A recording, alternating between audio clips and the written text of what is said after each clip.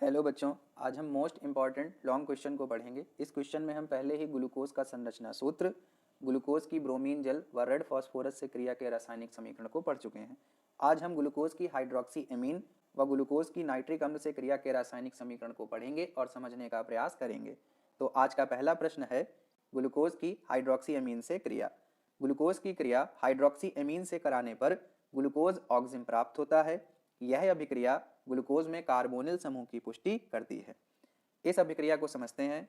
इस अभिक्रिया में ग्लूकोज हाइड्रोक्सी एमीन से क्रिया करके ग्लूकोज ऑक्सिजन व जल बनाता है। इस अभिक्रिया में बस छोटा सा परिवर्तन होता है।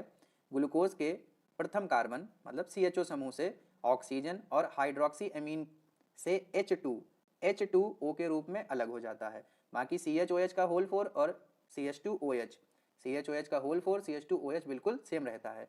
CH NOH ग्लूकोज ऑक्सिजन के रूप में प्राप्त हो जाता है। यह प्रश्न एग्जाम में दो तरीकों से पूछा जाएगा। पहला तरीका ग्लूकोज की हाइड्रोक्सी एमीन से क्रिया और दूसरा तरीका ग्लूकोज में कार्बोनिल समूह की पुष्टि कीजिए। दोनों का आंसर बिल्कुल सेम होगा। आज का दूसरा प्रश्न है ग्लूकोज की नाइट्रिक अम्ल से क्रिया। ग्लूकोज की क्रिया HNO3 से कराने पर सैकरिक अम्ल प्राप्त होता है। यह अभिक्रिया ग्लूकोज में एक प्राथमिक अल्कोहल की उपस्थिति की पुष्टि करती है। इस अभिक्रिया में ग्लूकोज HNO3 की प्रेजेंस में ऑक्सीजन से क्रिया करके सैकरिक अम्ल बनाता है और साथ में जल का निर्माण भी करता है। यह अभिक्रिया किस प्रकार होती है इसको समझते हैं।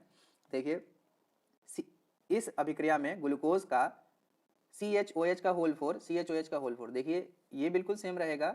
CHO से COOH और यहाँ CH2OH से COOH, बस इतना सा परिवर्तन होगा। किस प्रकार हुआ है इसको समझते हैं। देखिए, कार्बन इस हाइड्रोजन को थोड़ी देर के लिए अलग किया, ठीक है। ये ऑक्सीजन हमने यहाँ लिख दिया। अब देखिए एक ऑक्सीजन और चाहिए तो यहाँ देखिए 3 है, हमने यहाँ एक उठाकर लिख दिया और फिर ये हाइड्रोजन लिख दिया, COOH हो गया। नीचे क्या है CH2OH, H2O को हमने अलग कर दिया, C यहाँ लिखा। अब देखिए 3 ऑक्सीजन थे, एक हमने यहाँ लिख लिया तो 2 बचे, तो ये पहला ऑक्सीजन ये दूसरा और ये हाइड्रोजन लिख दिया।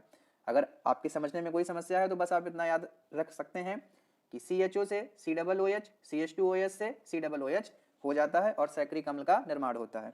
ये प्रश्न एग्जाम में दो तरीकों से पूछ सकता है। पहला ग्लूकोज की नाइट्रिक अम्ल से क्रिया और दूसरा ग्लूकोज में एक प्राथमिक अल्कोहल की उपस्थिति की पुष्टि।